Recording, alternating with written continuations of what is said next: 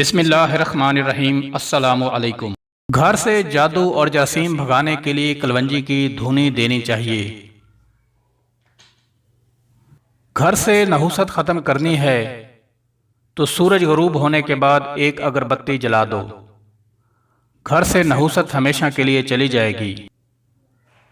अंगूर खाने के बाद ऊपर से पानी हरगिज़ ना पियो, इससे बदतरीन हैज़ा हो सकता है। खाने के दौरान ज्यादा पानी पीने से नाखून कमजोर हो जाते हैं। सूखे धनिया की चटनी बनाकर खाने से खांसी रुक जाती है। ठंडे पानी के बाद चाय बिल्कुल ना पिएं।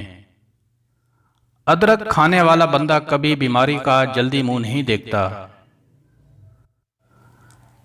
अगर आप चूहों से तंग आ गए हैं तो चूहों के बिल के बाहर खाली अंडे का खौल रख दें, चूहे डर कर भाग जाएंगे। अगर पेट बहुत ज्यादा बढ़ गया हो तो लहसुन के रस से पेट की मालिश करो, इससे बढ़ता हुआ पेट कम हो जाएगा। जो आलू ज्यादा खाता है उसका वजन बढ़ने लगता है। हमल की वजह से कमजोरी बढ़ जाए तो छोटी इलायची को गुड़ वाले पानी में डालकर पियो। दही के अंदर इलायची डालकर पी लो, मोशन आना रुक जाएंगे। कच्ची गाजर खाने से खून गाढ़ा नहीं होता। गाजर दिल का दौरा पड़ने से रोकती है।